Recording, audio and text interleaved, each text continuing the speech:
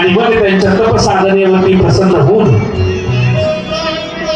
महादेवांनी प्रगट व्हावं, पार्वती आई सोबत प्रगट व्हावं. शिला मुलींना म्हणावं काय हवंय तुम्हाला बोला. सांगितलं देवा मला अयोनिजनी मृत्यू रहित मुल हवंय. भगवान शिवजी म्हणाले तथास्तु. तुम्हाला अयोनिज आणि मृत्यूरहित मूल होईल ती माझा अंश असेल. आणि भगवान शिवजी पार्वती मैयेनं निघून झाले. शिलाद महामुनी आता देवाने येऊन वरदान दिले. पुन्हा ध्यान धारणा करताय, तप करताय, यज्ञ करताय. आणि यज्ञ करत असतानाच एक दिवस त्या यज्ञामधलं एक गोंडस बाळ त्या ठिकाणी प्रगट व्हावं. प्रगट झाल्याबरोबर शिलाद महामुनींना खूप आनंद झाला.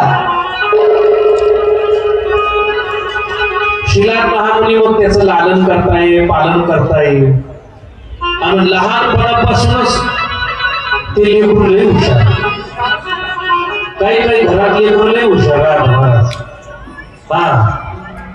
लहान पोरं एवढे अवघड महाराज. बरं झालं ते पुढे नाही बसवले. आता पहा बरं इथं गपचूप बसू राहिले का तरी नाही. बरं का दादा, एक ठिकाणी मी कथेला गेलो, एक ठिकाणी कीर्तनाला गेलो. घडलेला प्रसंग झाला ऐका. माझ्या समोर एकच लहान लेकरू बसले होतं. मी त्याला म्हटलं वाजव टाळी, म्हणून विठ्ठल विठ्ठल. मी त्याला चांगलं सांगितलं का वाईट. मला दोनदा तीनदा त्याला सांगितलं, पण त्या समोर म्हशी वाणी माझ्याकडे पाहिजे. म्हटलं करून करून करील तरी काय. महाराज कीर्तनात लाईट गेली तेव्हा पोटात बुकी मारून पळाला. पोटात बुकी मारून पळाला ते लय अवघड. आता पुण्याला मागे कीर्तनाला गेलो मी. आणि गेल्यानंतर मग ते म्हणाले महाराज 9 वाजता कीर्तन आहे, तुम्ही थोडा आराम करा. तेव्हा मॅच चालू होती 2020. आता थोडा शौकी मी. मग ते लेकरू गेलं तिथं ज्यांच्या घरी गेलो ते छोटा भीम पाहत होतो. मी त्याला म्हटलो काय छोटा भीम पाहतोय तर मोठा भीम आला म्हटलं. रिमोट नाही म्हटलं. महाराज त्यानं मला रिमोट द्यावा, ते निघून गेलो. मी 4-5 वेळा चॅनल बदलतोय, पण चॅनल बदलतो कुठं. ते तिकडून आलं त्याला म्हटलं काय रे, अरे मला मॅच पाहिजे थोड्या वेळात, चॅनल का बदलत नाही. ती म्हणतो मी रिमोटची शेत घेऊन गेलो होतो. लय अवघड राहते महाराज हे काढ. महाराज माझ्या घरात एक कार्टून आहे माझी लहानी. शाळेमध्ये गेली आणि टीचरांनी मला मुक्ता पाण्याची बॉटल आणली का म्हणे हो दे बरं मला पाणी, मी आज विसरले. टीचर मॅडमला पाणी बिनी पिऊन दिलं. नंतर नवऱ्या हात ठेवून म्हणते काय ती म्हणजे मॅडम आम्ही शिकायला येतो का तुमची रिकामे कामं करायला येतो. दुसऱ्या दिवशी मला मॅडमचा फोन म्हणे महाराज अहो तुमच्या बोल तुमच्यासारखे नाही. म्हटलं त्या माझ्यासारखे नाही, ते तिच्याही सारखे म्हटलं. लय अवघड महाराज. आता लग्नाला 15 वर्ष झाली, अजूनही अल्बम आहे. कारण ते शहीद दिनाचा अल्बम ठेवावा लागला तो महाराज. बरोबर आहे की नाही. तो पाहत असताना मला ती सारखी विचारायची म्हणे बाबा याच्यात सगळ्यांचे फोटे मी कुठे. आता तिला काय सांगू तिला सांगा. तिला म्हटलं बाई तू तेव्हा आहे ना गावी गेली होती म्हणजे आवाज एकच फोटो नाही म्हणजे तुमच्या लग्नात. काय बोलणार लय हुशार असतात काही काही.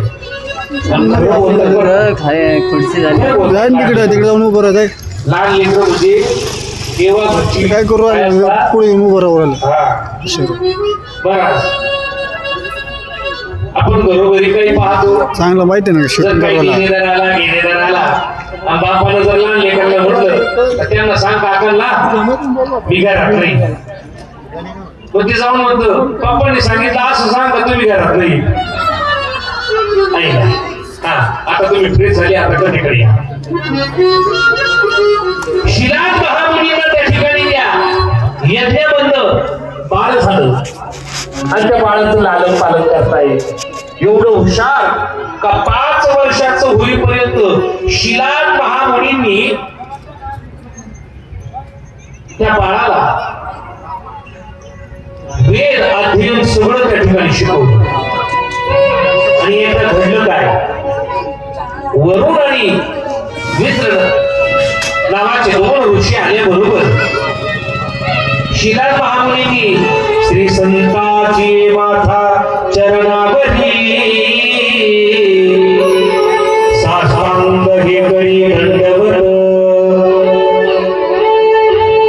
आपल्या घरी पाहुणा आला तरी त्याचा आदर तिथं करावा, साधू आला तरी त्याचा आदर तिथं करावा. ज्या घरातून पाहुणे साधू महात्मे बिनमुख जातात त्यांच्या घरातील सगळी ऐश्वर्य धन संपत्ती निघून जाते.